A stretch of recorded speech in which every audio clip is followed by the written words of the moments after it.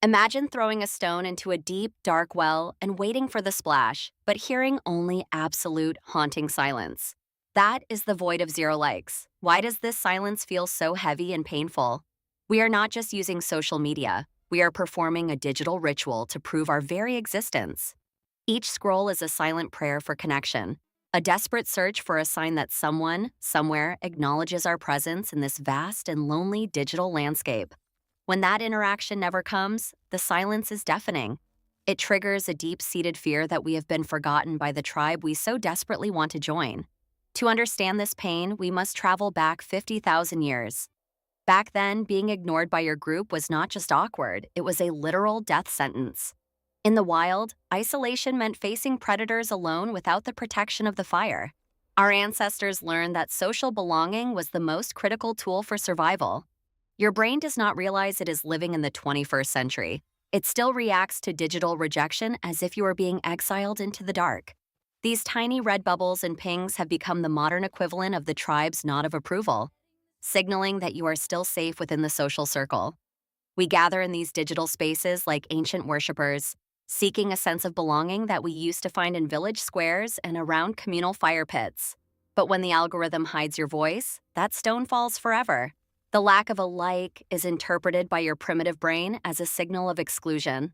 We are all standing at the edge of the digital abyss, holding out our posts like tickets, hoping for a stamp of approval that allows us to exist. Inside the laboratory of the mind, the story gets even more intense. Scientists have discovered that social rejection leaves a physical mark on our neural circuitry. The region known as the DACC lights up like a fire when we are snubbed online. Remarkably, this is the same area that processes physical agony. Whether you cut your hand or get ignored in a group chat, your brain uses the same alarm system.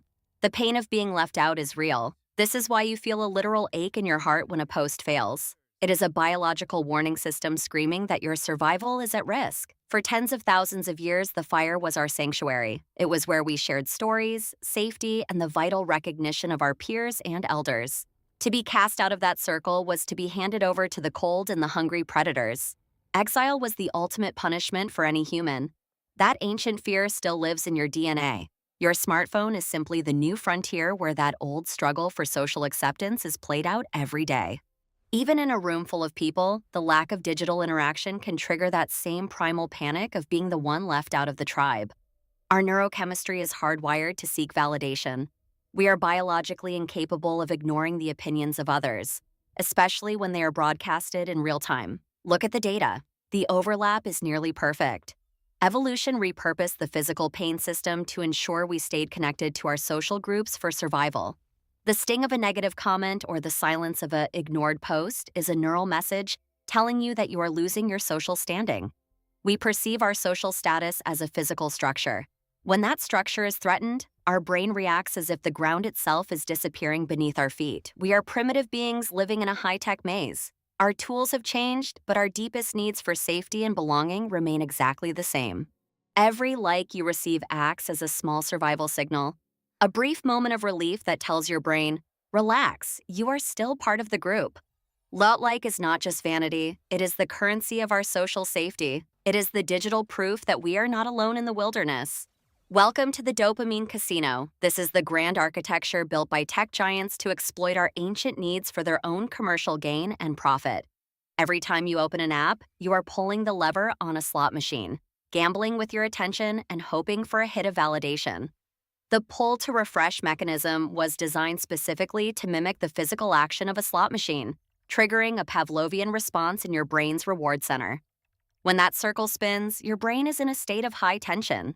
The anticipation of a notification is often more addictive than the notification itself. Dopamine is the chemical of more. It doesn't make you feel satisfied. It makes you crave the next hit, the next like, and the next share. Recognition has become our new social passport.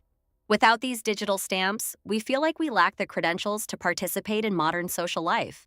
In this world, your value is often measured by your metrics. If you aren't trending, you are invisible, a ghost in a world that only sees light. We chase trends not because we like them, but because they are the currency of connection. We are afraid of being left behind by the culture. Our social hierarchy has moved from the physical world to the digital realm. We constantly compare our stats with everyone else we see on our screens. To be part of the conversation, you must speak the language of the algorithm. You must be relevant, or you risk becoming socially irrelevant and forgotten. The fear of missing out is not just a catchphrase. It is the modern manifestation of that ancient fear of being excluded from the tribe's fire. We begin to see ourselves through the lens of the platform.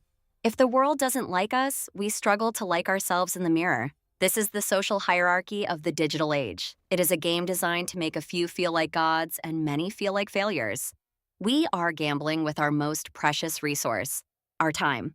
We trade hours of our lives for seconds of digital validation that never quite satisfies. The house always wins in the dopamine casino. The platforms get our data, and we are left chasing a ghost that can never truly love us. As traditional religions decline, new digital religions are rising to fill the void. We are seeing a shift from the sacred to the algorithmic world. Our spiritual need for community and meaning has found a new home in the cloud. We seek salvation through connectivity and grace through viral reach. The algorithms are our new hidden gods. They are invisible, all-knowing, and they decide who will be exalted and who will be cast into the abyss. Fandoms have become the modern denominations of these digital cults. They offer a sense of identity, a set of rules, and a common enemy to fight. We worship at the altar of the influencer. We follow their lifestyle as if it were scripture, hoping that their success will somehow rub off on us. Defending the faith now means attacking those who disagree with our chosen online tribe. It is a digital crusade fought with hashtags and viral threads. The algorithm doesn't just watch us, it shapes us. It whispers what we should like, what we should fear, and who we should follow every day. We have traded the complexity of individual thought for the comfort of the crowd. We let the machine curate our reality until it becomes a cage. The gods of the algorithm are indifferent to our humanity. They only care about engagement, fueling the fires of conflict to keep us clicking forever. This is the echo chamber, the modern cave where we only hear our own voices magnified. It feels like the truth, but it is just a mirror. In these digital religions, the like is the ultimate blessing. It is a momentary flash of grace that keeps us coming back for more every day. We are losing ourselves in the data. We have become both the worshipers and the sacrifices in this new temple of the digital age we've built. The price of this belonging is our autonomy. We fit in by becoming the same, losing the very things that make our individual souls unique. Our connections are vast but thin. We have thousands of friends, but no one to hold our hand when the screen finally goes dark at night. The digital religion demands constant attention. It is a jealous God that leaves us exhausted, anxious, and perpetually hungry for a meaning it cannot give. But what if we chose to walk away? What if the recognition we are looking for isn't something that can be measured by a computer program?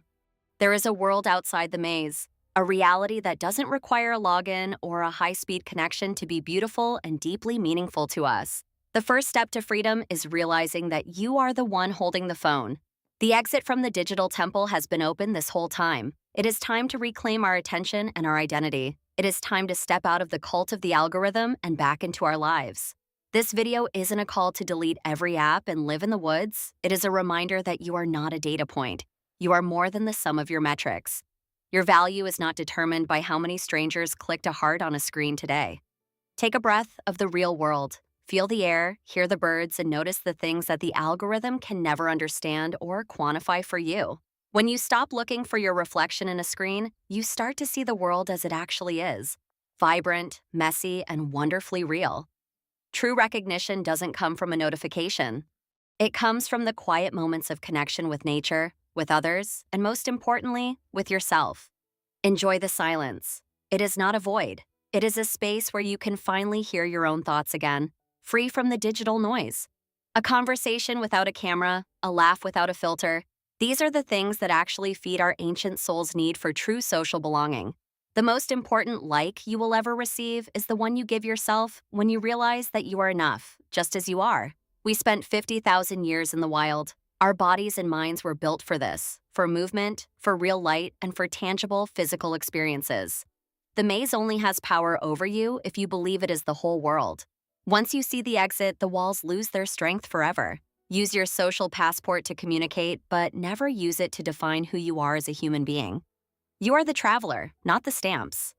Remember this whenever the silence of the digital well feels too deep. You are alive, you are here, and that is more than enough for today. Life is happening right now in the spaces between the posts. Don't miss the real miracle because you were busy waiting for a digital one. True freedom is standing outside the maze, looking back at the glowing screens, and realizing you don't need them to tell you who you are. The greatest recognition comes from within. Go out and live a life that doesn't need a like to be absolutely, undeniably extraordinary.